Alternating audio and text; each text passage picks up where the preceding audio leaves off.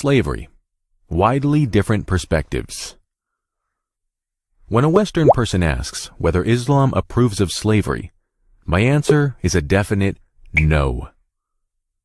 What Islam has is a system that is akin to slavery, as the American sport, which involves players hold an oval ball tight to their chests and fight against their opponents wearing metal helmets, is akin to football. They call it American football when it is everything but football. It should have a different name. The same is the case with Islam. It has a system which is everything but slavery, even though it involves that some people are called slaves.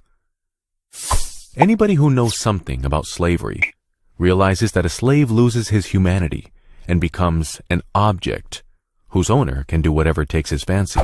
A master could kill his slave to relieve his own boredom, or he may torture him to death or work him day and night. Such is the underlying rule of slavery.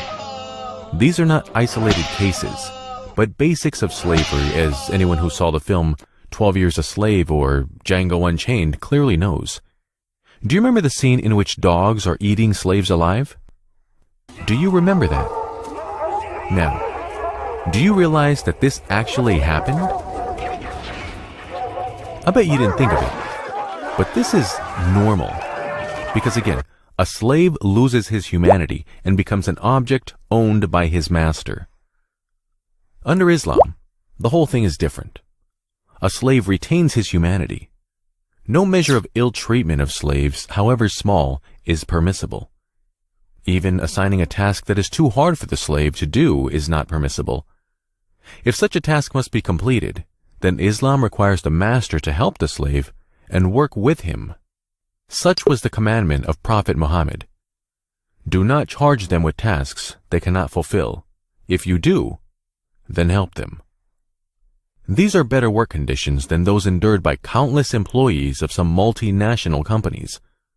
Moreover, a slave should be given of the same food and clothes as the master. The Prophet says, "Your servants are your brethren, whom God has placed under you. Whoever has a brother under him should feed him as he eats, and give him clothes as he wears." It may be said, "Still you are called a slave, aren't you? It is better to be free, even if you have to endure worse conditions. A free bird is better than one in a golden cage." This is perfectly true. Therefore, God has given slaves the right to be free themselves. What? Are you kidding me? You are kidding, right? No, I am not. Under Islam, a slave could enter into a contractual agreement with his master, giving the master an agreed amount of money in return for the slave's freedom. Wait, does this mean that a slave can be financially independent? Answer is yes. Now, do you still think that this system has any comparison with modern slavery? Under modern slavery, a free person is made to work throughout his entire life in return for pittance granted by multinational companies whose profits are in tons of billions of dollars. They are practically slaves. Our world has promoted sexual slavery under which thousands of women are employed in the pornographic industry. These women are given long-term contracts that pay 90% of them hardly enough to live on and educate their children. Most of the so-called sex workers have acknowledged that their work undermines their future as it gives them no chance to take up any respectable employment. They are practically slaves. Do you know that the United States enslaved 4 million innocent Africans and placed them under the conditions I have described? In terms of today's money, a slave was sold for $12,000. By 1850, American slaves then represented what was equal to 1/5 of the national wealth of the United States. Yet this is not worse than present-day conditions, as an unprecedented number of people are today enslaved, doing hard jobs and enforced prostitution in various parts of the world, at the bargain price of $90 per head.